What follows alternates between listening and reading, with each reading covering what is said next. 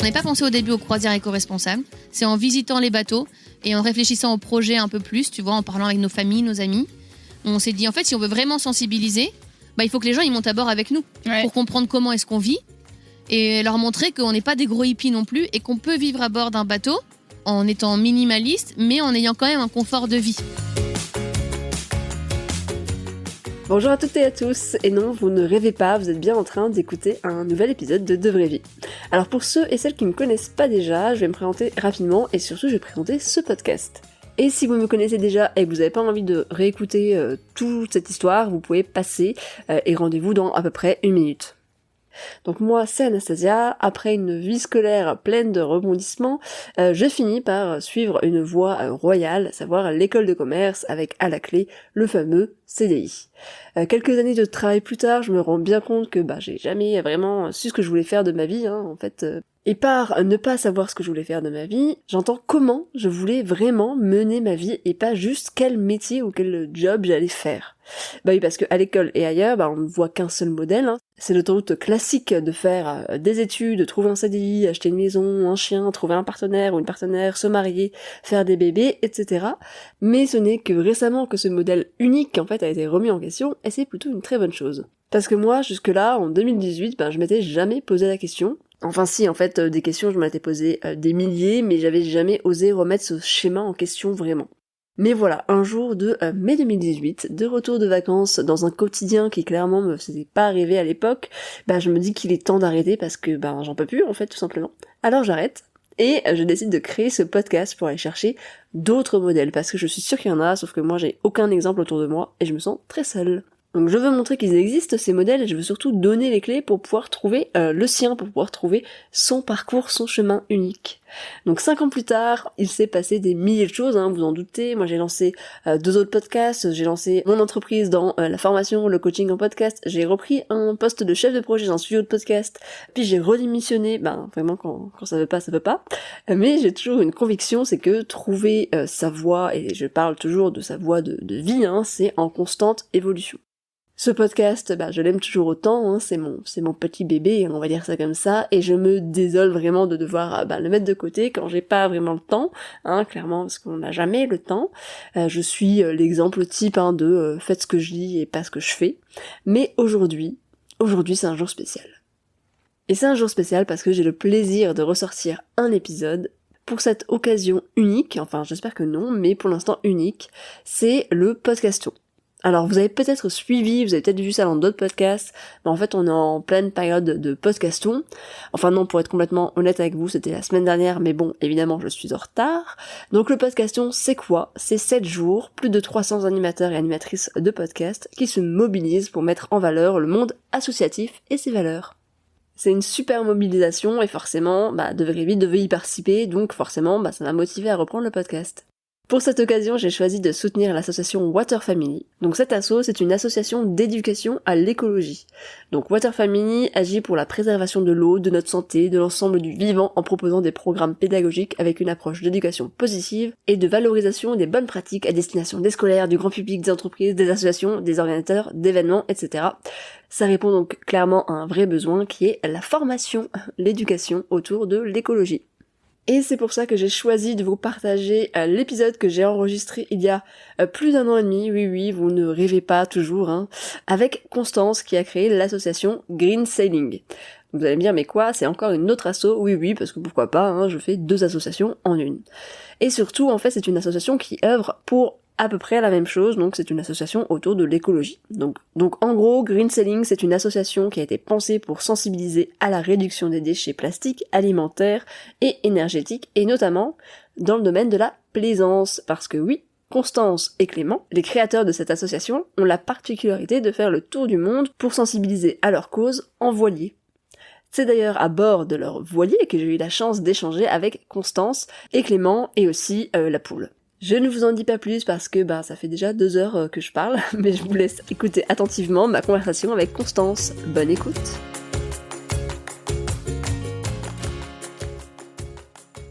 Bonjour Constance. déjà. Salut, Anastasia.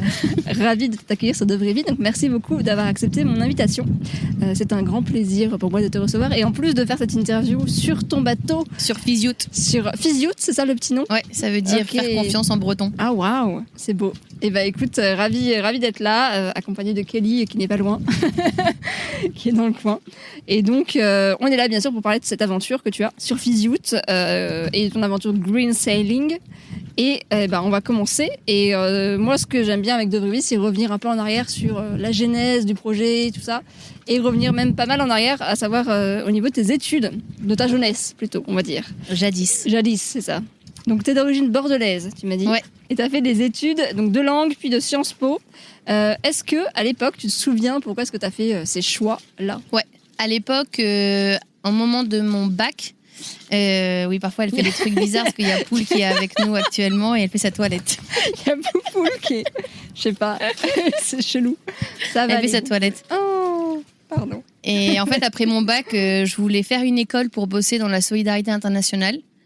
Et beaucoup de personnes m'ont dit, fais gaffe parce que c'est quand même très précis. Et si un jour, tu n'as plus cette possibilité-là, il faut que tu fasses quelque chose faut que tu commences par quelque chose de plus généraliste. Et ensuite, tu te spécialiseras. Donc, j'ai fait anglais-espagnol en LEA parce que je savais que je voulais bosser à l'étranger et que même si je pouvais plus bosser dans l'humanitaire, bah, au moins, je pouvais continuer à bosser à l'étranger parce que je maîtrisais l'anglais et l'espagnol. Et l'italien, j'avais fait après. Et voilà. Et après, en fait, en dernière année d'LEA, de licence, là, j'ai pu avoir une option relations internationales. Et là, j'ai pu aller à la fac de droit pour faire des sciences politiques. D'accord. Et c'est surtout là où j'ai pas mal appris sur le droit international, etc. Donc toi, tu savais en fait depuis assez jeune que tu voulais bosser dans l'humanitaire, que tu voulais... Dès mes 16 ans, en Ouais. fait, quand mon père nous a emmenés, il a commencé à être bénévole pour l'association Pour un sourire d'enfant, D'accord. l'ONG, pardon, plutôt, Ouais. au Cambodge. Là, je me suis rendu compte, vraiment, ça m'a vraiment fait un truc. Et je me suis dit, j'ai trop de chance d'avoir la vie que j'ai aujourd'hui. Je manque de rien. Et là, je suis entourée de personnes qui manquent de tout, quoi. Et pourtant te donnent tout. On était invités à manger du riz, par exemple. Mais le riz, ils étaient payés en riz, tu vois. Donc, c'était quelque chose quand même rare chez eux, et quelque chose avec beaucoup de valeur. Et pourtant, nous, on était 6. Et ils nous invitaient quand même à Puis ils manger. acceptent pas le retour. Enfin, en général, Ah bah même non, si tu veux... t'invites, Ouais, c'est t'y ça. vas. Et là, c'est là où je me suis dit que je voulais consacrer un morceau de ma vie à ça, quoi. D'accord. Donc, Je pense que j'étais peut-être pas à l'aise d'avoir une vie aussi chouette, tu sais. un peu... À se plaindre, de en plus en complexe, France, on ouais, se plaint ouais. tout le temps pour tout. Et je me suis dit, là, on a trop de chance. Si je peux donner, tu vois, un peu de temps. Et donc, t'es partie souvent avec ton père dans ce cadre-là? Non, une fois au Cambodge. Et où ça a il fait nous un a tous déclic, emmenés quoi. quand il a commencé à être bénévole. Ça m'a Ouais. fait un déclic. Après, je suis retournée. Donc là, c'était à 16 ans. Je suis retournée à 19 ans pour faire un camp d'été de 1 mois avec les enfants des rues, D'accord. dans la même ONG que celle que mon père nous avait fait découvrir. Et je suis retournée en voyage 2 ans après avec ma meilleure pote et une amie pendant 3 semaines pour leur faire un peu découvrir le Cambodge. Et j'y ai vécu ensuite. Je suis allée bosser dans une autre ONG parce que je voulais changer d'ONG il y a 5 ou 6 ans. Et j'y suis restée 1 an. Donc t'as un lien vachement fort avec Ça. le Cambodge, en fait. Ah, j'adore ce pays. Ah ouais. C'est trop beau comme pays. Et les gens sont adorables. Tu te contentes de pas grand-chose. Tu vas vraiment à l'essentiel, quoi. C'est ça que j'aime bien. Et puis pour une nana blanche et blonde, tu te sens Ouais. pas en insécurité. Ouais, carrément. Alors tu vois, c'est con, mais j'ai vécu au Sénégal et je me faisais chipper tout le temps. Tu prends pas un taxi sans envoyer le numéro du taxi à tes potes. J'étais moins en sécurité. Je me sentais moins en sécurité, quoi. On a eu des copines qui ont eu des problèmes aussi. Mais c'était quand même chouette comme expérience. Mais c'est pas la même chose, quoi. Donc effectivement, voilà, c'est après ces études-là. En fait, j'avais noté, après tes études, tu as travaillé pour des ONG, mais en fait, t'as déjà commencé même avant, quoi. Enfin, t'as commencé... Ouais, mais hyper c'était jeune. du bénévolat, quoi. J'étais pas rémunérée pour ça. Ouais, ok. Et au Sénégal, tu faisais quoi? Un service civique. On était 2 à s'occuper. C'était un échange en fait de bénévoles, enfin de volontaires entre le Sénégal et Bordeaux, une asso qui s'appelle l'association Couleurs du Monde. Et en fait, il y avait 8 volontaires au Sénégal et 8 Sénégalais à Bordeaux. La plupart, c'est dans les mêmes assos, mais ils échangeaient en fait leur rôle. Et nous, on gérait avec un binôme, on gérait les volontaires au Sénégal, qui étaient répartis dans 8 assos dans tout le Sénégal. Et nous, on était basés à Dakar. Et cette expérience-là, et du coup, celle du Cambodge également, enfin celle au pluriel du Cambodge, ça t'a apporté quoi dans ta vie, justement, dans ta façon de voir la vie, dans ta façon de Bah, c'est d'imaginer vraiment le ça futur. qui m'a fait un déclic en fait sur ma façon de consommer, sur ce dont j'avais vraiment besoin dans la vie et ce dont en règle générale un être humain a vraiment besoin dans la vie. Et ça m'a fait prendre conscience qu'on surconsommait pour tout en fait, pour les relations humaines, pour la société de consommation au niveau du textile, pour la déco, pour la bouffe par exemple, pour tout. Et ça m'a fait faire un petit tri aussi dans mes relations dans mes relations humaines au retour. Et je me rends compte qu'avec moins, on vit mieux. Ouais, vraiment. Et ça, tu t'en es rendu compte en fait au fur et à mesure de tes expériences, ou est-ce qu'il y a une expérience en particulier qui t'a amené à te dire ok, là c'est bon, ma façon de vivre quand je suis en Europe me convient plus, ou enfin, t'as vécu à Paris, après vous avez déménagé à Rennes, c'est ça? Ouais, alors c'est ça. J'ai vécu à Paris. En fait, quand je suis rentrée du Cambodge, j'ai cherché du boulot à Bordeaux pendant 8 mois. J'ai rien trouvé, ce que je voulais pas forcément du tout, même un bon salaire, mais je voulais un boulot qui me plaisait. Donc, qui reste dans la solidarité internationale, et je trouvais rien. Du coup, après, septembre arrivé, je voulais pas passer l'automne à déprimer sans boulot. Ouais. Et puis, tous mes potes recommençaient à bosser, surtout. Donc, c'est après, t'es toute seule, t'as pas de boulot et c'est compliqué. Ça fout la Donc, pression. je me suis dit, bon, je vais chercher. Et à Paris, j'ai trouvé en 10 jours. Donc, j'y suis allée, mais un peu à reculons, quoi. Je voulais surtout pas aller à Paris. Mais bon, c'était quand même cool, hein. Je suis restée 1 an et demi. Et là, pour le coup, déjà, j'étais dans un petit studio de 20 mètres carrés, donc je pouvais pas non plus stocker trop d'affaires. Pas plus mal finalement. C'est pas plus mal. Et je bossais pour un réseau social entre voisins. Et donc là, ça matchait quand même pas mal avec mes valeurs, même si, au sein de la boîte, il y avait une très bonne ambiance, mais la personne qui avait créé l'entreprise était tout sauf la bonne personne pour l'avoir créée, quoi. Donc c'était parfois un peu tendu. Et donc quand on s'est re-rencontré avec Clem, parce qu'on se connaissait déjà de copains 12 ans auparavant, et ben là, moi, je lui ai tout de suite dit, mon objectif, c'est de quitter Paris le plus vite possible, parce que l'été est arrivé et je voulais commencer l'année à partir de septembre, quoi, ailleurs. Et lui m'a dit, moi, je suis arrivée il y a 6 ans, et il y a 6 ans, je m'étais dit, je resterai pas longtemps à Paris. Et ça fait 6 ans. Et ça fait 6 ans. Et voilà, et on avait dit Bordeaux ou Rennes, parce que lui, il est rennais. Et j'ai trouvé un boulot à Rennes, et on voulait aussi sortir de Paris, parce qu'on respire tous les deux. Lui, il faisait de la voile déjà beaucoup, et il passait déjà tous ses week-ends, il faisait des allers-retours Paris-Bretagne pour aller naviguer. Donc déjà, Paris, c'était pas son truc, quoi. Et moi, dès que j'avais des vacances ou un week-end un peu prolongé, je partais aux Pays-Bas chez mes parents, où j'essayais de quitter Paris. Donc ça s'est fait assez naturellement, en fait. Et le déclic, c'était déjà au moment du Cambodge, où j'ai pris conscience des médicaments que je prenais, tu vois, et des produits que je mettais sur le corps. Ouais. Et c'est vraiment là où j'ai commencé à plus prendre de médicaments. Du Enfin, tout. Ouais, t'as remplacé par des j'ai pas huiles. envie de mourir non plus, donc tu vois, il y a des infections ou quoi, où tu prends Ouais. un médicament, parce que de toute façon, t'as beau prendre tous les thym que tu veux, toutes les huiles essentielles, tous les romarins, ça changera rien, quoi. Et après, j'ai commencé à me dire, tiens, mon déo, ma crème, j'ai regardé vraiment de plus en plus les Ouais. ingrédients, la nourriture, Ok. ça a été en fait un espèce de fil comme ça, conducteur un Petit peu, à petit, où j'essayais de vraiment, dans ma consommation en règle générale. Et attends, du coup, j'ai perdu visa, c'était au Cambodge. Et après, voilà. Et en fait, on est arrivé à Rennes en janvier. Et juste avant, en décembre, on avait fait un voyage au Cambodge, que des copains se mariaient. D'accord, donc tu faisais souvent l'aller-retour en fait finalement. Pour Ah. le Cambodge, Ouais. là, on y allait Ah. parce que des potes se mariaient, et des potes que j'avais rencontrés là-bas. Et c'était l'occasion aussi que Clem, il connaissait pas. Et on s'est dit, comme c'était au moment de Noël, on pourrait aller en Thaïlande un peu, prendre des petites vacances sympas, faire du kite. Et bref, et du coup, c'est là-bas, ça a été vraiment la transition décembre-janvier, où on a enchaîné ce voyage au Cambodge. On était sur une petite île paradisiaque où il fallait marcher 30 minutes dans la forêt pour arriver à un endroit de l'île où il n'y avait pas Internet. Donc le truc, tu te dis, c'est trop cool, quoi, c'est la nature totale, t'es déconnecté. Ouais. On est parti faire du snorkeling. Et en fait, on a confondu mais littéralement des morceaux de plastique avec des petits poissons. Ah ouais. Et là, on s'est dit, fait chier, quoi. Ouais, jusque là. Tu vois, ouais. tu te dis, tu déconnectes pour être au plus proche de la nature et être tranquille. Enfin, être tranquille, de te retrouver, quoi, de te ressourcer. Et tu tombes sur la consommation humaine, quoi, en plein dans ta face, alors que tu es dans pleine nature. Et après, on a emménagé à Rennes, donc en Bretagne, où c'est ultra écolo. Et puis, on était vraiment proche de la mer et tout ça. Et c'est là où ça a commencé à germer vraiment, en fait, l'idée, parce qu'après, il y a eu le printemps. On allait faire des navigations avec des copains. Après, il y a eu le printemps qui est vite arrivé, où on était avec des copains en bateau, plusieurs fois. Et un jour, en rentrant, on commençait à parler de la vie de famille. On va savoir pourquoi. On a abordé le sujet des enfants. Est-ce que vous êtes ensemble depuis longtemps, c'est ça? Non, ça fait 3 ans. Ouais, ok. Et ça faisait même pas 1 an, tu vois, qu'on était ensemble. Mais comme on se connaissait depuis longtemps, finalement, on savait dans quoi on s'engageait. Et puis quand tu rencontres la bonne personne, tu te poses pas trop c'est les beau, questions, ça. quoi. Et du coup, sur le trajet du retour, on parle de ça. Donc Lem n'a plus parlé pendant tout le reste du trajet. Parce qu'en fait, il me parlait de partir en voilier comme ça, à Bora Bora. Et je dis, bah, c'est cool, pas de problème, mais quand est-ce que... Enfin, moi, je te prends au mot. Quand est-ce qu'on fait ça? Et là, il me dit, je sais pas. J'ai dit, parce que moi, j'ai un peu plus de 30 ans. Si on veut avoir des enfants, comme on en avait déjà parlé, bah, c'est pas sûr que ça marche tout de suite, par exemple. On n'en sait rien. Puis plus t'attends, plus c'est compliqué. Donc, faut pas non plus s'y prendre trop tard. Et voilà. Et après, on s'est dit, en fait, ce qui serait cool, c'est de faire un projet. Parce que moi, je lui dis, juste partir comme ça à Bora Bora, ça me fait un peu chier, quoi. Et on s'y retrouve pas trop.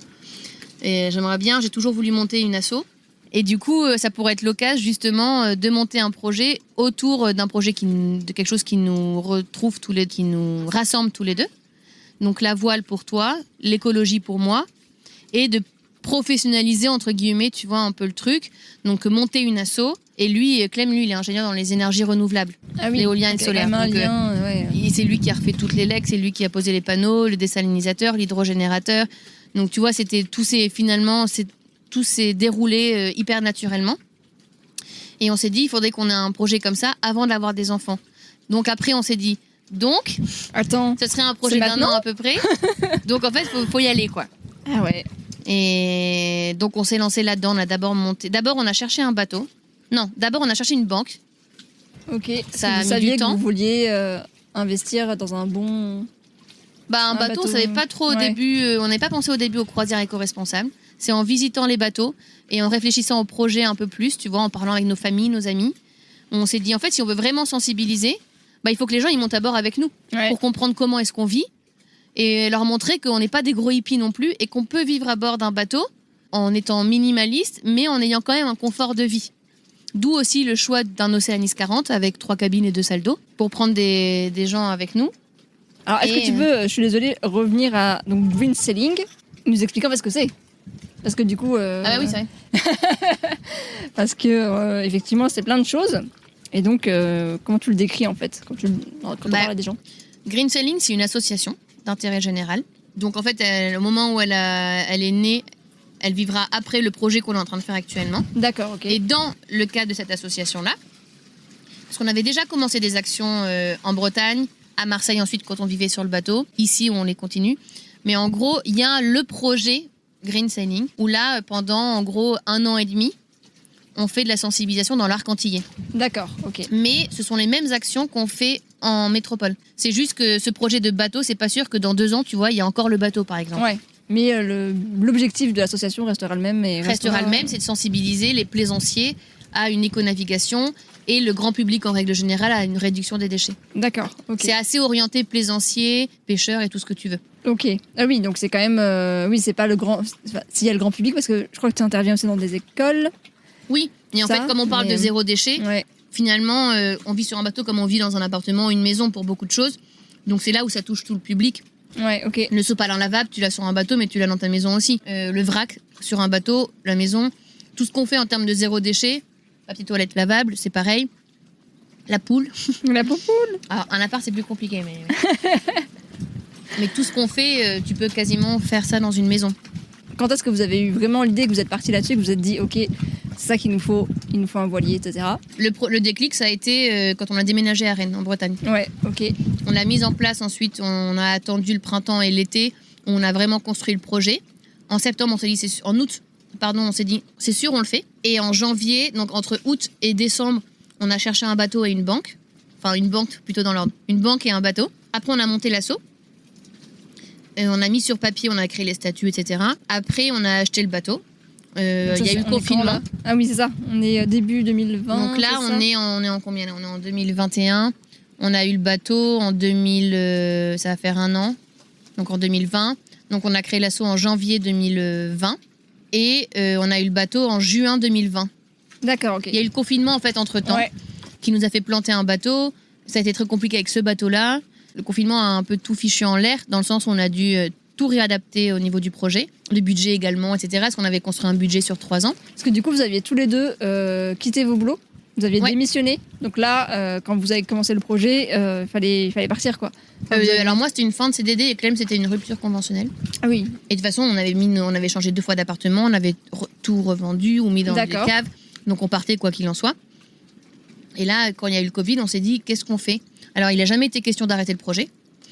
Mais par contre, c'était tous les jours, au niveau des contrats, etc., c'est toujours tous les jours des complications nouvelles. Et voilà, et après, donc, on a pu avoir le bateau en juin. Et on faisait des allers-retours, parce qu'il était à Bormes-les-Mimosas. Donc, on faisait des allers-retours Rennes-Bormes en voiture. c'est vers Marseille, ça. Ouais, Ok. c'est à 1 heure de Marseille. Donc, on faisait des 10-12 heures de voiture. Dans un week-end, on faisait l'aller-retour. Mais on se disait, ça va nous entraîner pour l'écart en bateau. Tu vois ce quoi, que c'est un l'écart quart? Non. Bah, quand t'es 2 sur un bateau ou même plusieurs, tu t'alternes pour barrer ou pour veiller. Ah, donc, Donc il y en a toujours un là, les soit autres tu- dorment par Ok. exemple. Ou quand t'es beaucoup, il y en a toujours un qui veille, l'autre qui lui tient compagnie et les autres qui dorment. Mais t'en as toujours un à la barre et à la veille. D'accord. Et ça, c'est quand le bateau est en marche. Ouais, en navigation. Et là, comme on n'était que 2, bah, on y allait toujours avoir un qui veille pendant que l'autre Ah dort. oui, ok. Et on se disait du coup, putain, on va se taper plein d'allers-retours Rennes-Bormes. Et en fait, on s'est dit, c'est pas grave, ça nous fera des entraînements pour nos quarts. Donc dans la voiture, il conduisait 4 heures, on s'arrêtait, je dormais. Je conduisais 4 heures, il conduisait 4 heures. Et en août, on a fini parce qu'en fait, on avait trouvé un chantier à Marseille, en Bretagne, pardon. On avait tout trouvé en Bretagne. On devait remonter le bateau en Bretagne à la Ah base. oui, d'accord. Parce que tous nos plans de bateau vers la Bretagne et la côte ouest sont tombés à l'eau. Parce que vous vouliez, à la base, initialement partir de Bah, Bretagne, de Saint-Malo de Saint-Malo pour aller où? pour aller aux Canaries. Ok. Et après des Canaries, Enfin, je directement pense qu'on se ici serait arrêté en Portugal. Et ensuite Canaries, ensuite Cap-Vert et ensuite Transat. Mais là, les changements de plan à cause des 2 Covid, enfin, ou des 3, où je n'arrive même plus à les compter, des confinements, Ouais. ont fait qu'on a dû changer nos plans au dernier moment. On a eu beaucoup de chance parce qu'on a pu avoir un chantier à Marseille tout de suite, enfin en 2 semaines, quoi.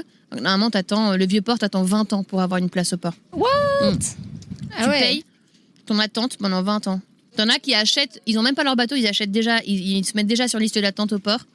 Ah oui. Et nous, c'était un chantier un peu excentré et un super chantier à la Pointe Rouge et au pied des Calanques.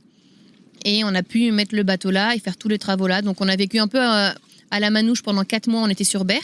Sur Berre, c'est un bateau qui est c'est ton bateau en fait qui est à terre sur des gros tréteaux. Donc tu as une échelle de 2 mètres et tu vis sur ton bateau.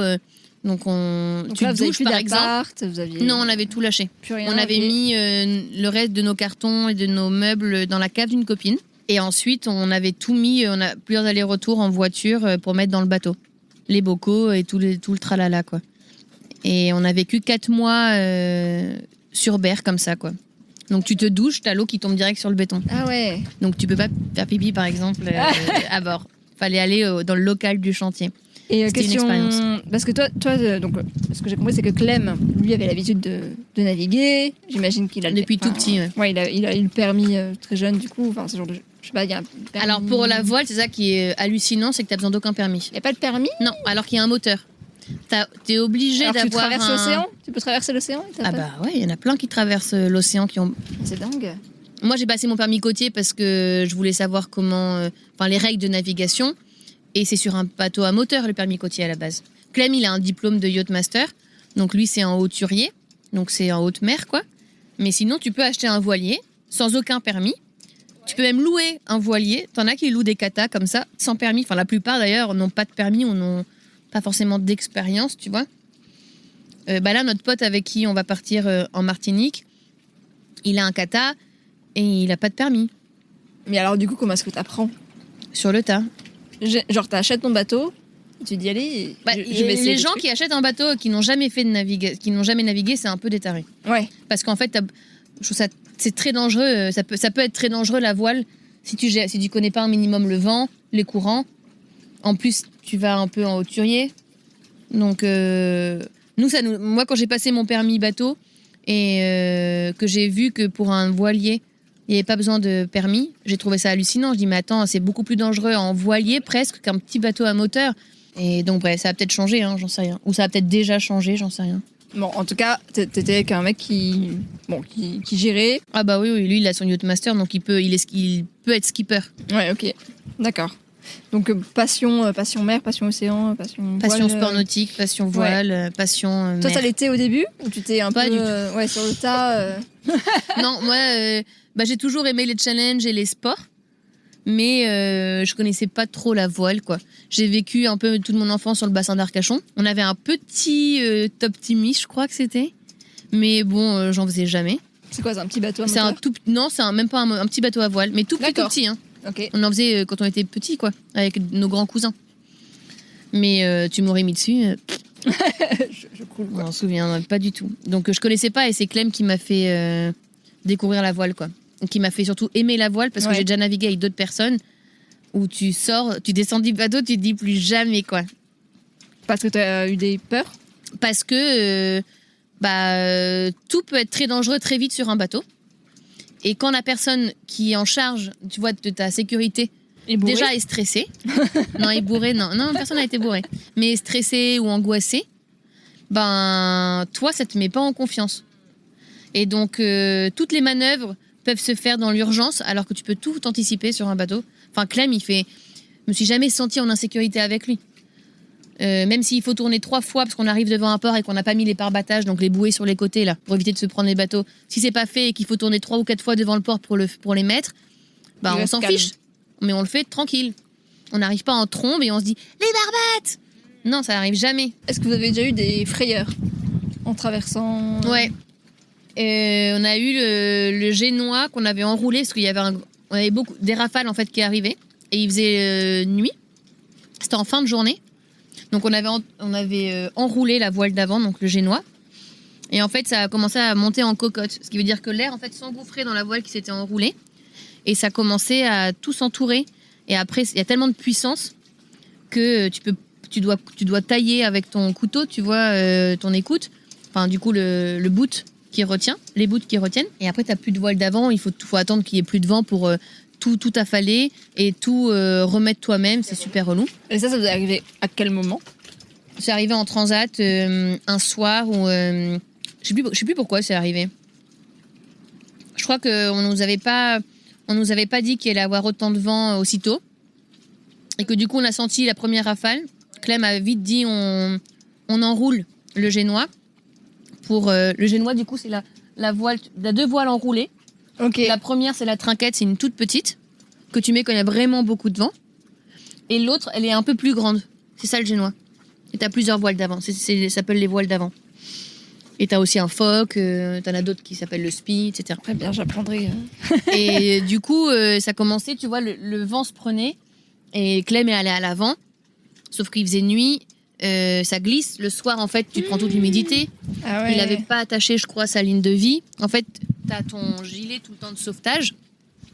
Et ça, là, ça court sur de chaque côté du bateau. Alors c'est une ligne de vie, ça s'appelle. Ligne de vie, C'est une sangle. Une sangle, ouais. Qui part de derrière jusqu'à l'avant sur le côté de chaque côté du bateau. C'est pour pas se casser la gueule dans l'eau. Et tu t'attaches, en fait, t'as un mousqueton. T'as un mousqueton Ouais. qui te tient toi. Et l'autre qui t'attache à la ligne de vie. D'accord. Et comme ça, si tu tombes, au moins tu es baldingué contre la coque, mais tu tombes pas, Ah ouais. meurs pas toute seule dans l'océan Atlantique. Et je crois qu'il Quelle avait pas horreur. mis sa ligne de vie et du coup il était monté sur le davier tout en haut, donc le truc qui s'avance comme ça. J'étais en méga stress. Ouais. Et là, après c'est- il a réussi à faire son truc et moi j'étais là et j'observais le truc, j'attendais T'es assez calme. et je pouvais rien faire. Ça... Bah écoute. Donc dans ces cas-là, vaut mieux que lui. Moi j'aurais paniqué. par Bah non, exemple. parce que le problème c'est que si je panique, lui il est déjà en panique. Ouais. S'il y en a 2 qui paniquent, c'est pas possible. Ah, c'est bien, ça apprend des choses. Et quand tu dis en transat, c'est-à-dire que est-ce que c'est le moment de la traversée? Ouais. Pour La venir transatlantique. Ah oui, c'est ça. Donc c'est quand on est parti des Canaries pour arriver jusqu'ici en Ok. Guadeloupe. Et ça, c'est combien de jours pour traverser ça? Nous ça a mis 23 jours, c'était très long. 23 jours. Donc 23 jours où tu vois pas la terre, t'es Ouais. juste dans l'océan, Mais en fait tous tu les t'en deux. rends. Ouais, avec la poule. avec la poule. Tu t'en rends pas forcément compte au début parce que tu as toujours ta carte GPS. Donc tu vois la côte. Et quand tu pars des Canaries, en fait, tu te diriges d'abord vers le Cap Vert, parce qu'en fait, tu descends pas mal au sud pour récupérer les vents qui s'appellent les alizés. D'accord. C'est des vents qui vont d'est en ouest et qui te poussent au cul, en fait, du bateau. Et une fois que tu as ces vents-là, ton bateau, il avance quoi, vers la Guadeloupe. Et si tu les as pas, c'est un peu relou. Soit t'as pas de vent, soit t'as des dépressions. Parce que voilier égale pas Vent. de moteur, égale vent. Ouais. Égale, genre, il n'y a pas du tout de moteur. Genre, vous êtes. Il y a zéro. Là, on vent. a mis le moteur. En partant du port, on a mis le moteur. Ok, ouais. Parce que tu pars pas à la voile comme ça. En arrivant ici, on a mis le moteur, parce que pour arriver et se balader entre les voiliers, tu mets ton moteur. Mais en transat, je crois qu'on a mis 3 fois le moteur, parce qu'en fait, il y avait tellement de sargasses que le bateau perdait 2 nœuds de vitesse. Donc, on faisait marche arrière en plein Atlantique. Donc, pour enlever les sargasses, sargasses. ce sont des petites algues extrêmement reloues. Des grosses grosses algues. Ouais. Et il y en a Qui polluent. énormément qui polluent beaucoup et qui sont dues d'ailleurs à la pollution, qui sont créées. Au réchauffement climatique. Voilà. Ouais. Donc la boucle est bouclée. Et donc, on l'a pas beaucoup utilisé, mais et une fois, on l'a utilisé parce qu'il y avait pétole. Donc, on n'avançait plus du tout. C'est quoi pétale pétole, c'est quand il n'y a pas de vent du tout. Ok. Donc, c'est une mer d'huile, quoi. Ah ouais. D'accord. Et donc là, on a mis, ça a duré un peu longtemps et on a fini par mettre un peu le moteur. C'est quoi les grandes différences entre la manière dont tu avais imaginé le projet, donc avant de partir, et la réalité, la concrétisation de ce projet? Enfin, quand je dis projet, c'est surtout la vie sur le bateau, la traversée, etc. Alors déjà, on a complètement découvert la vie au mouillage. Et ça, on n'y avait même pas réfléchi. En fait, on était tellement dans les travaux. Normalement, un bateau, ça se prépare à peu près en 1 an D'accord. pour la transat et tout ça. Là, Clem l'a préparé quasi tout seul en 4 mois. Donc, si tu veux, on n'a pas déjà vu le temps passer. Donc, on n'a pas du tout eu le temps de se projeter. C'est à cause du Covid ou Ouais. Ouais. Parce qu'on a eu le bateau très tard, en D'accord. juin. Donc, on n'avait plus le temps de le ramener en Bretagne. Il a fallu aller à Marseille. Et à Marseille, il a fallu mettre le portique, installer les panneaux solaires, l'hydrogénérateur, le désalinisateur. Clem a refait quasiment toutes les legs. Et il n'était pas du tout prêt pour faire de la traversée en haute mer. Donc, on a fait des trous, tu vois. Il a fait des trous dans la coque. Il y avait plein de trucs qui n'étaient pas faits pour. Ça n'existait pas, tu vois. Et en fait, ça prend beaucoup de temps au niveau des... je sais pas comment on appelle ça. Des maîtres d'œuvre, non. Des professionnels, quoi. Dans chaque scope, ça prend du temps. Donc, il fallait s'y prendre vraiment à l'avance pour être sûr d'avoir le bon matériel en arrivant. Et du coup, Clem, à chaque fois, avait très peu de temps pour bricoler ces trucs. Et d'ailleurs, quand on est parti le 18 décembre de Marseille, il restait encore des trucs à faire sur le bateau. Donc, même aux Canaries, donc on a fait d'abord les Baléares, ensuite l'Espagne avec Carthagène et Gibraltar, et ensuite les Canaries.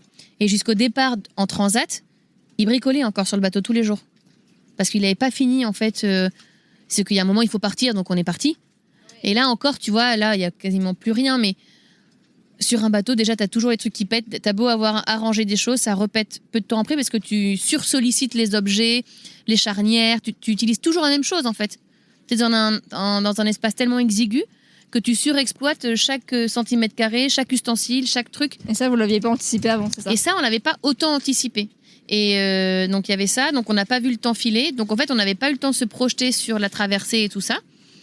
Ce qui n'était pas plus mal dans un sens où, comme ça, au moins, on est parti, on stressait pas trop. Moi, j'avais pas du tout conscience que j'allais traverser l'Atlantique, tu vois. Ouais. Encore aujourd'hui, je me dis pas... T'avais pas d'appréhension? J'ai fait une transat. Pour moi, la dernière fois, je disais à Clem à un petit-déj, tu te rends compte là qu'on vit sur un bateau et que le jour où on aura des enfants, on dira papa et maman, ils ont vécu 2 ans sur un bateau, sur un voilier. Et aujourd'hui, j'ai même pas presque l'impression de vivre sur un bateau tellement on est encore dans le rush, quoi. Parce que c'est naturel pour vous parce qu'on n'a pas eu le temps en fait, de se poser et de regarder le truc. Et là, on commence à le faire. Et par exemple, quand on est arrivé ici, on était au mouillage pendant un mois. Au mouillage, c'est mettre le bateau à l'ancre. À l'ancre. Donc pas loin de la rive, mais c'est pas dans un port, quoi. Ouais, voilà. Je précise. Et du coup, là, c'est complètement une autre organisation parce que tu n'organises qu'une activité par jour. Alors que quand on était au port jusqu'à arriver ici, on n'a toujours fait que des ports aux Canaries, etc., parce qu'on devait bricoler. En fait, c'est comme si tu étais dans un appart. Tu as accès direct au ponton, paf, tu es dans la ville. Où tu as ta voiture, machin. Ouais. Ici, déjà, c'est en annexe. Tu as vu comment tu t'es fait rincer pour revenir. Donc, tu as ton linge propre, il est trempé. Donc, il faut prévoir c'est une réorganisation de toutes tes tâches quotidiennes, quoi. Tes courses, ton linge, tu vas pas dire dans la même journée, je vais aller faire mes courses et faire mon linge. Et pardon, c'est pas français, mais et nettoyer, faire mes lessives. Ok. Pourquoi? Parce que t'as pas le temps, en fait. Tu peux pas en termes d'organisation. Parce que déjà, il faut que tu prépares, tu vas dans l'annexe, t'arrives au ponton, t'amarres ton annexe, tu transvases tout dans ta voiture, tu transvases tout ensuite dans la laverie, t'attends. Hop, et tu fais le chemin inverse. Ça te prend en fait 3 heures. Ah oui, donc tout prend plus de temps. Ouais, tout prend plus de temps. Si l'un a décidé de partir faire un truc, l'autre est coincé sur le bateau. Ah ouais. Donc faut vraiment être raccord. Ouais. Et puis si l'autre a pris la voiture, bon ça c'est comme dans une maison, mais du coup ici il y a beaucoup de courant, donc tu vois tu peux faire du paddle, mais tu peux aussi tomber à l'eau en paddle. Donc si ouais, mais bon tu peux pas. Tu peux pas bien te fringuer par exemple. Ouais. Là, moi je suis plutôt nature, mais parfois quand on était au mouillage et on allait dîner chez des copains, quand on a eu le droit après 19h. Ben, j'étais contente, tu vois, de m'habiller un peu ou de me maquiller. J'arrivais là-bas, j'étais trempée, quoi. T'arrives chez eux, bah t'es sèche parce que il fait tellement chaud ici. Par contre, t'as des auréoles de sel partout, t'as des yeux de panda. Et tu te dis, mince, quoi, le peu de fois où j'ai envie un peu d'être une femme, bah je peux pas, quoi. Donc, c'est des trucs comme ça. Bon, ça me dérange pas plus que ça parce que maintenant, tu mets tout, tu vois, dans ton sac étanche. Ouais. Tu vas à l'arrache. Et après, tu t'habilles une fois. Je te l'emprunterai pour le retour d'ailleurs. Et il est trop bien d'ailleurs. Mais c'est des trucs comme ça auxquels on n'avait pas réfléchi. Et la vie à deux, justement, sur un. Ça, on n'avait pas anticipé non plus. Mais ça se passe très bien. Ok. Parfois, on se marche un peu dessus. Mais maintenant, en fait, tu es obligé d'apprendre à communiquer très rapidement avec la personne avec qui tu vis. Sinon, tu te sépares. Parce que, en gros, là, on bosse ensemble, même si c'est un projet asso, c'est comme un projet pro presque. On l'a construit à deux, etc. Donc, tu es non-stop ensemble, tu bosses ensemble, tu vis ensemble, tu fais les courses ensemble, tu fais tout. Et puis, alors, pour avoir de l'intimité, quand l'autre t'emmerde et que tu vas appeler ta famille, dire j'en ai ras-le-bol, tu peux pas, parce que l'autre, il est à 2 mètres et qu'il entend tout, quoi.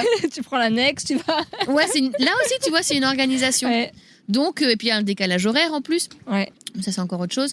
Mais du coup, t'attends que l'autre parte pour pouvoir passer tes coups de fil tranquille, ou même si tu n'as pas envie de bitcher sur l'autre, juste pour parler tranquille, tu vois. Et donc la vie à deux, ça nous a vachement renforcés. Et tout le monde nous avait dit, au début on pensait prendre des gens avec nous pour la transat. Même dans le cadre du projet, on voulait aussi que les gens vivent avec nous, tu vois, et participent au truc. Et après, pas mal de personnes nous ont dit, franchement la transat, c'est une vraie expérience de la vivre à deux. Donc gardez-vous ce luxe-là, quoi. Puis ça devait être tellement intense, c'est tellement... Enfin, tu peux... Il n'y a pas d'échappatoire, en fait. T'es sur un bateau pendant... Puis... Enfin, c'est tout, quoi. T'as pas le choix que d'être avec l'autre personne, t'as pas le choix de... Ouais, alors après, on se disait, on va pas beaucoup se voir, parce que pendant que un va dormir, l'autre va veiller. Ah ouais. On pensait que ça allait être un roulement constant. Ouais. Et au fur et à mesure, en traversant la Méditerranée, on a réussi à se prendre un petit rythme. On était quand même fatigués. Et en commençant la transat, on a fait des tests. Et en fait, on était beaucoup ensemble la journée. D'accord. On arrivait à faire 5 heures la nuit. Donc après, on faisait un petit sieston la matinée ou l'après-midi. Et hop, ça nous requinquait. Et... De toute façon, après, tu vas pas faire un jogging. Hein, donc, tu n'utilises pas vraiment ton corps. Donc, tu n'es pas non plus au bout du Rolls, quoi. Et donc, on était beaucoup ensemble. Et ça nous a permis de beaucoup parler. Et par exemple, Clem, lui, je sais qu'il aime pas trop être tout seul. Et il s'ennuie assez vite. Et ça l'a aidé, tu vois, il a vachement bouquiné. Ouais. Il lisait pas beaucoup avant. Ça lui a appris aussi à être avec lui, face à lui-même. Et... Même si j'étais sur le bateau, mais effectivement... Bah ouais, parce que quand t'es non-stop pendant 23 jours avec la même personne, tu parles pas tout le temps, quoi. Ouais. C'est un peu comme les petits vieux de 18 ans qui te revoient au resto, qui se parlent pas, mais en fait, ils sont ensemble depuis tellement longtemps qu'ils se comprennent... auquel t'es pas vraiment confronté dans la vie de tous les jours quand tu bosses, quand t'as des loisirs, une vie de famille. En fait, tu vois, t'es tout le temps non-stop, quoi. Il n'y a pas Internet? Ah non. On avait un téléphone satellite, donc on arrivait à envoyer des mails, tu vois, ou des textos. Ah oui, quand même, pour dire on est en vie, quoi. Ouais, et puis on avait un routeur aussi pour la météo. C'est quelqu'un qui nous aide, qu'on a tous les jours, qui nous fait un petit topo sur la nuit. Nous, on voulait surtout quelqu'un pour la nuit, parce que c'est là où tu as le vent qui forcit beaucoup. Et on voulait savoir les voiles qu'on mettait. On voulait pas se relever en pleine nuit, même au moment où on voulait pas faire de manœuvre de nuit. On voulait mettre les voiles en fin de journée, et hop, jusqu'au matin.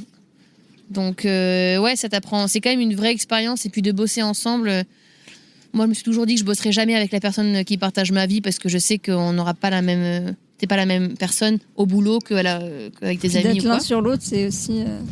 Mais en fait, ça important. se passe bien. Et on a appris, on a eu des codes de communication. Tu vois, quand l'un a besoin d'être tout seul, on échange beaucoup plus et on se dit beaucoup plus, ce dont on a besoin. Ouais, ok. Et je pense que j'ai de la chance aussi d'avoir quelqu'un qui parle beaucoup pour être un homme. Parce que j'ai des copines, je peux te dire que elles rament quoi, hein, pour comprendre ce qui se passe dans la tête de leur mec. Bah, faut peut-être leur recommander un petit. Bah, c'est ce que j'ai dit à Un mes petit parents. trip en voilier. Je leur avais dit, franchement, tous les couples, au début de leur relation, ou avant de se marier, tu vois, devraient Faire des enfants. faire Ouais, ou avoir vraiment. des enfants, Ouais. faire un projet comme ça. Parce que franchement, ça te met vraiment le nez pile dans les problèmes, quoi. C'est ça. Et soit tu les surmontes, soit tu te sépares parce qu'en fait, tu communiques pas de la même manière, ou vous vous rendez compte que vous n'êtes pas sur la même longueur d'onde.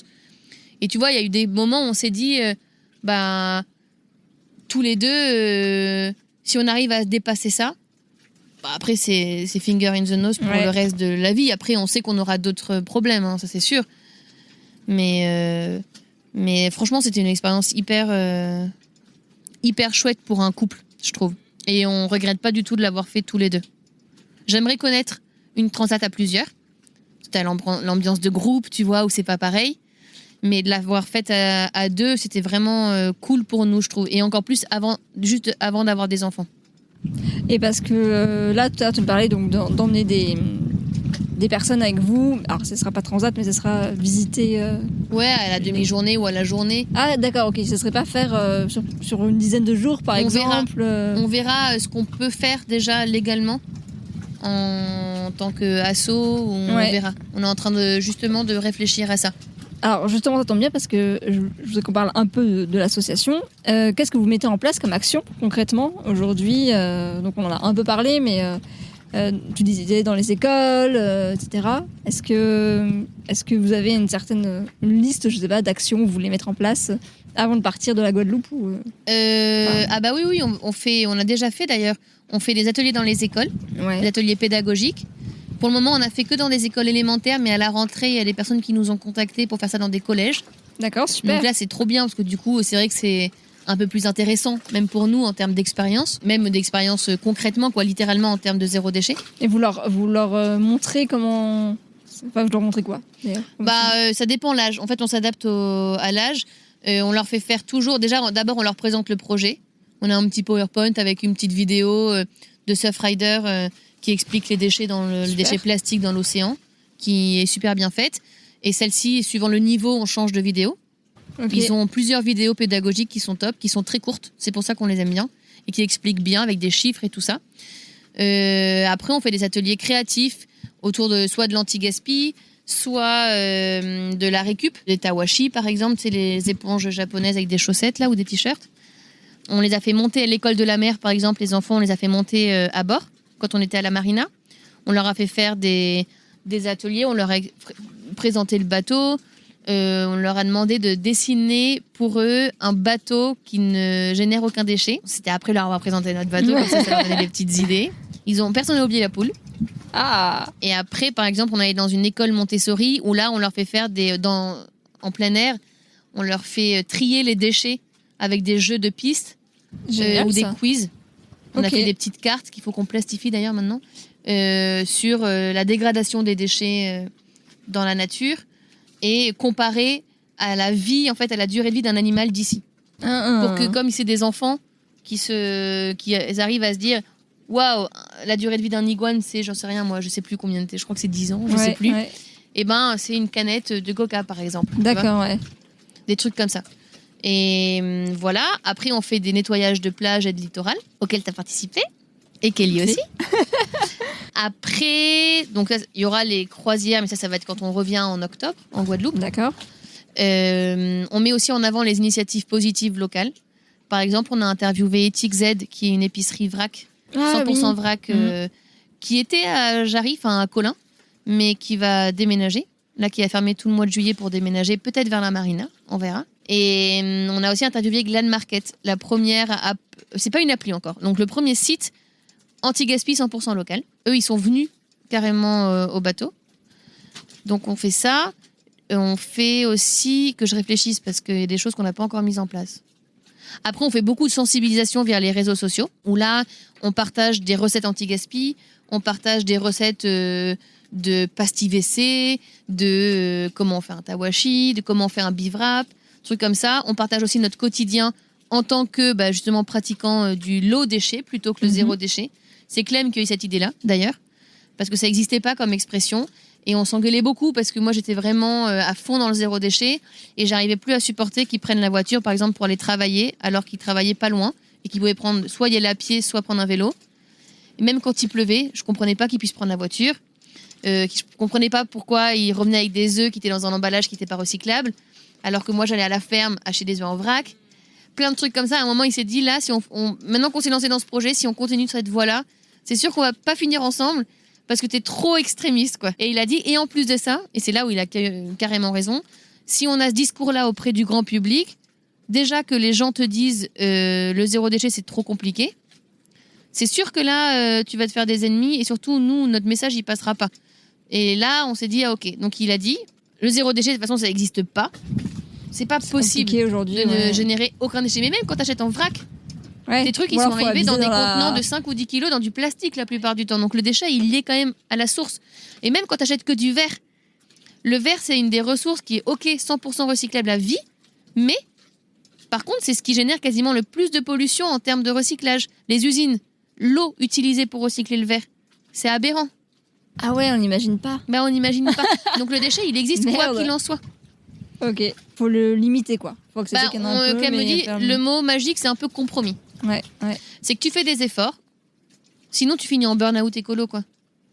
Donc tu fais des efforts petit à petit. Il faut surtout pas se dire, dans un mois, j'ai plus de plastique à la maison, je m'essuie au papier toilette lavable, j'ai plus rien de plastique à usage unique et tout ça. C'est sûr que tu n'y arriveras pas. Tu n'auras plus d'amis, tu n'auras plus de famille et tes enfants t'en voudront à mort. Tu n'auras plus de mecs.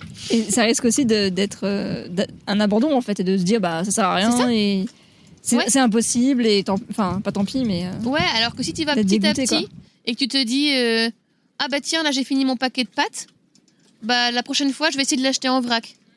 Et après t'as ton bocal, hop c'est fait, tu continues à l'acheter en vrac, c'est une habitude en fait. Ouais. Ah bah là j'ai plus de fringues, tiens je vais essayer d'acheter sur Vinted ou sur Le Bon Coin ou un truc plutôt éthique genre du lin tu vois ou du coton. Ou je vais essayer d'éviter par exemple le H&M, tu vois. Faire attention là où c'est fabriqué. Ouais. Ou j'ai besoin d'une scie circulaire. Je vais peut-être pas l'acheter. Peut-être que je vais essayer de la louer ou de l'emprunter à un de mes voisins. C'est plein de trucs comme ça. Et au bout d'un moment, tu te dis, putain, c'est trop bien. En fait, déjà, ça me dégage vachement de place chez moi parce que j'accumule pas plein de trucs. Mais rien qu'au niveau des produits d'entretien, par exemple. Nous, on a quelques produits. Je vous ai pas montré tout à l'heure, mais je vous montrerai. Et en fait, sur un bateau, tu te rends encore plus compte de vivre dans un mode de low déchet. Tu dégages plein de place. Et tu as un produit qui est utilisé pour plein d'utilisations. Et donc, tu reviens un peu au temps des grands-mères, quoi, mais tu te rends compte qu'elles avaient raison. Enfin, presque des arrière-grand-mères. Ouais, je pense que je vais te poser encore 2 petites questions. C'est sur les valeurs que tu voulais... Mais bon, tu me l'as déjà dit, mais je veux bien que tu les redises. C'est les valeurs principales que tu veux transmettre, justement, que vous voulez transmettre à travers ce projet. Et il me semble qu'il y en a 3. C'est ça, t'as bien bossé ton truc. C'est ça, il y en a 3.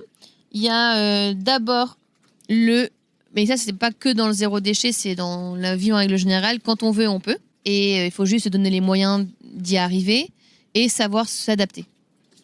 Ça peut être le même projet, mais d'y arriver d'une autre manière. Et ça, il faut l'accepter. Mais quand tu as un but, tu peux la plupart du temps l'atteindre. C'est bien, ça fait une petite référence avec le Covid. Le Covid nous a vraiment emmerdés pour le coup, quoi. Il y a eu plein de fois où on aurait pu abandonner, mais franchement, même pas des dizaines de fois, je pense des vingtaines, trentaines, quarantaines de fois. Et on s'est dit, non, c'est sûr, on le fait. Bon, ok, on s'assoit sur ça. On s'assoit sur ça. Ça, ok, on va pas le faire. Là, ok, toutes nos économies de retour, bon, tant pis, elles sont passées avant même le départ. C'est pas grave, on s'adaptera. Il y a eu plein de trucs comme ça. Et au final, tu te rends compte que quand tu fais ça, il y a des choses positives qui t'arrivent en retour. Et tu finis par tomber sur quelqu'un qui va te donner finalement le truc que tu voulais acheter, quelqu'un qui va te donner un coup de main et qui va te faire avancer plus vite. Enfin, pour moi, les choses s'enchaînent tout le temps, en fait. Et le positif entraîne le positif. Et c'est pas un truc de bisounours, quoi. C'est un truc vraiment On le vit, quoi, tu vois, tous les jours. Les autres valeurs, ensuite, la troisième, c'est une règle qu'on suit et qu'on retrouve dans le zéro déchet, c'est la règle des 5 R. C'est dans l'ordre, normalement. Est-ce que je m'en souviens dans l'ordre? Alors ça, c'est un défi. C'est d'abord, je sais plus si c'est réduire ou refuser, mais je crois que c'est refuser. En gros, les goodies, par exemple. Souvent, tu vas dans une parfumerie, tu achètes ton parfum, tu te retrouves avec 5 échantillons qui te serviront à rien. Bon, aujourd'hui, c'est un peu moins, mais oui. Dans ton truc. Il te file encore une poche et tout ça. Ensuite, c'est réduire ta consommation en règle générale. Par exemple, faire le tri de tes fringues, tu vois, tu les regardes, tu dis est-ce que celle-ci, je m'en sers, est-ce qu'elle m'est utile, quoi, ou est-ce que je l'adore vraiment? Pareil pour tout ce qui est meubles, déco et tout. Donc là, on a fait refuser, réduire, recycler / réutiliser. Par exemple, ta washi. Tes chaussettes, elles deviennent des éponges lavables. Et tu as le dernier qui est rendre à la terre, où là, c'est le compost. Et la dernière valeur, c'est la notion d'aventure. Et ça, c'est ce qu'on a vraiment dans le projet avec la navigation. C'est vraiment, tu pars, tu sais pas quand est-ce que tu vas arriver, quoi. Et tu pars à l'aventure pour tous. Parce que nous, c'était vraiment une aventure à 2. C'était une aventure pour le bateau parce que Clem découvrait le projet associatif. Moi, je découvrais... Clem découvrait l'associatif plutôt, l'engagement associatif. Moi, je découvrais la navigation. On fait pas mal de sports de glisse aussi. Donc, c'est aussi un côté aventure parce qu'on s'est mis au wingfoil. On savait pas du tout il y a 2 mois qu'on s'y mettrait. Et on a découvert ce truc-là ici. C'est génial. C'est ce que Clem fait, donc... Où il se casse souvent la gueule dans l'eau, quoi. C'est ça. C'est un peu comme une planche à voile, mais sur un foil. Donc un aileron qui sort de l'eau avec une aile qui est gonflable et qui est retenue à rien. Et voilà, et puis c'est une aventure. En fait, on est parti sans savoir vraiment ce qui allait se passer pendant 1 an. Et c'est un truc qui est un peu kiffant, en fait, parce que c'est hyper stimulant, quoi. Et en ce moment, je refais encore un parallèle avec ce qu'on vit, mais c'est vrai que justement le Covid, c'est ça. On n'arrive pas, en tout cas moi j'arrive pas à me projeter, tu vois.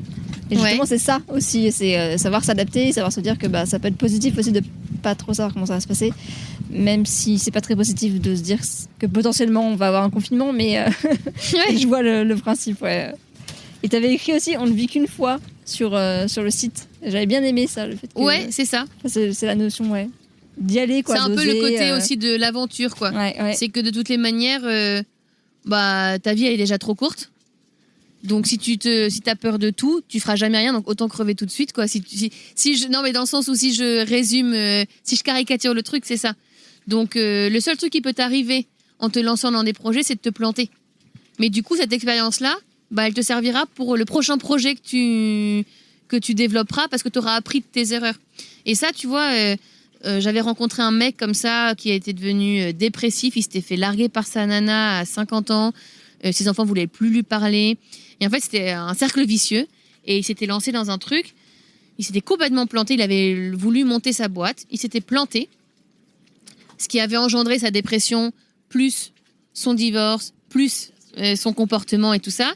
Et après, il est tombé sur parce qu'en France, on t'apprend jamais à te planter. En école de commerce, on t'apprend pas à te planter. À Sciences Po, encore moins, parce que t'es l'élite, tu vois. Et t'as pas le droit à l'erreur. C'est juste, tu vas réussir. Il y a une différence entre dire à la personne, tu peux y arriver et tu vas réussir. Si tu te plantes, c'est pas grave, ça va t'aider. Que tu vas y arriver et il faut que tu sois le premier. C'est le jour où tu te plantes, tu te sens une grosse merde et tu sais pas comment rebondir. Et aux États-Unis, j'allais dire aux Amériques, parce que j'utilise toujours cette expression, aux États-Unis, ils sont un peu, même en Angleterre, tu vois, la culture anglophone, c'est pas pareil. On te dit, plante-toi d'abord, tu vas apprendre ensuite, et puis tu reviens nous voir, et là tu vas remonter à un autre projet, et là t'es sûr de pouvoir y arriver.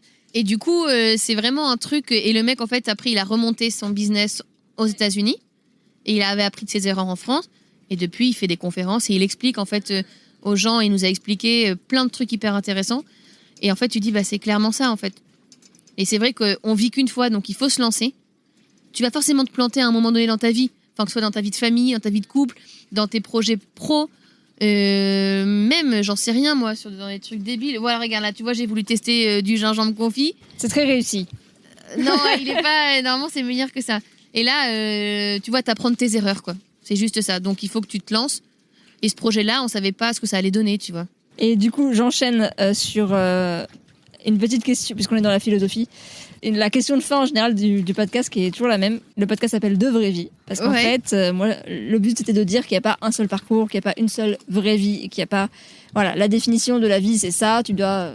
Je sais pas. T'es mal barré si tu pars. Voilà. Quand je dis tu, c'est pas toi. Hein, oui. En règle générale. Non, mais c'est ça. Mais en général, on nous met quand même un peu ça dans la tête, quoi, qu'il y a un parcours. J'aimerais savoir, c'est quoi pour toi, si je te dis la vraie vie, ça t'évoque quoi? Les projets. Pour moi, c'est ça. Parce qu'en fait, si t'as pas de projet, t'as pas de vie, tu vois. Enfin, tu végètes dans ton canapé à mater Eurosport. Je sais même pas si la chaîne existe toujours, dirais. Non, mais tu fais rien, en fait. Et pour moi, c'est ça qui est hyper stimulant. C'est que quand tu voyages, c'est le fait de découvrir d'autres personnes, d'autres cultures, d'autres sports, de te mettre un peu à l'épreuve aussi. La société d'aujourd'hui, elle te dit pas de te mettre à l'épreuve. Elle te dit, en seconde, elle te demande déjà ce que tu vas vouloir faire dans 2 ans. T'as 16 ans, à quel moment tu sais ce que tu vas faire? T'as juste envie de commencer à boire et de voir tes potes. C'est ça. Tu commences à découvrir la vie, c'est ça. Ouais. Ensuite, tu arrives en terminale, on te demande qu'est-ce que tu vas vouloir faire les 5 prochaines années, quasiment. Parce que maintenant, généralement, c'est un master. Et tu sais toujours pas. Tu découvres en plus, t'es en pleine vie sociale. Donc, et puis c'est après, au fur et à mesure, tu fais un petit projet, tu dis tiens, quand je dis projet, ça peut être. Enfin, pour moi, un projet, c'est par exemple, tu dis que cette semaine, tu fais ta to-do list. Pour moi, c'est un projet, ça. Peu importe, un projet, c'est pas forcément de te dire dans 2 ans, je vivrai. Je sais pas moi, dans la forêt, je serais complètement autonome en énergie, j'en sais rien. Ça, c'est un gros projet. Ouais. C'est des petits, ok. C'est un ensemble d'actions, quoi. Ouais, c'est ça qui te fait avancer, parce qu'en fait, c'est souvent des imprévus d'ailleurs qui te font avancer. T'as pas prévu de faire tel projet, tu le fais, parce que t'as au détour d'une rencontre, tu vois. Ouais. Ah, mais cette personne m'a parlé de ça. Tiens, je vais aller voir sur Internet. Ah, mais ça, c'est pas mal. Tiens, je vais tester. Ah, mais ça me plaît à mort. Tiens, je vais faire un CAP cuisine. J'en sais rien. Et CAP cuisine. Ah, mais pendant ce CAP, j'ai rencontré un tel qui m'a proposé un poste au Japon. En fait, c'est des petits projets au fur et à mesure. Et puis au Japon, tu rencontres ton mec ou ta nana. Et puis tu te maries ou pas. Et puis cette personne se dit, tiens, mais moi j'ai une opportunité, je sais pas moi, en Italie. Hop, t'arrives en Italie, tu reviens 10 ans avant. Jamais t'aurais imaginé bosser dans la cuisine, rencontrer cette personne-là, avoir vécu au Japon, en Italie, tu vois. Et pour moi, c'est pour ça que pour moi, la vraie vie, c'est avoir des projets. Et accepter aussi de s'adapter. De s'adapter. Ouais, et de se réadapter surtout. Et super. C'est une très belle conclusion. Donc on va arrêter là et je te remercie énormément pour cette interview, c'était super intéressant. Merci pour l'intérêt pour le projet, c'était cool. Voilà, c'est la fin de cet épisode un peu spécial. J'espère que vous aurez apprécié ma conversation avec Constance, même si l'attente fut longue, on va pas se cacher. Je vous encourage bien sûr à visiter le site de Constance et de l'association Green Selling qui est greenselling.org. Je vous mets les détails dans la description. Je vous encourage aussi à visiter le site podcaston.org pour découvrir plus d'une centaine d'autres associations à travers d'autres excellents podcasts. Et c'est l'occasion aussi, si vous en avez la possibilité, de faire une promesse de don pour l'association Water Family. Et là, ça se passe aussi sur podcaston.org super facilement. Donc je vous donne rendez-vous sur podcaston.org. Et après, c'est /podcaster/devraie-vie. Mais normalement, vous devriez trouver comme ceci. Sinon, je vous mets bien sûr le lien dans la description. Je vous remercie encore une fois pour votre écoute. Et puis je vous dis à très bientôt pour un nouvel épisode.